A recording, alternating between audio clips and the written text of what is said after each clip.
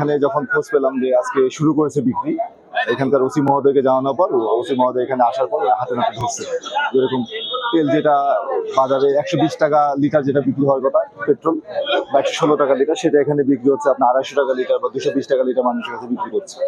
এটা জানার পর ওনারা এখানে তাদেরকে করছে, তেল জব্দ করছে। পরে আমরা ডিসি অফিস থেকে আসছি, এক্সিকিউটিভ ম্যাজিস্ট্রেট আমি সাইফুল ইসলাম।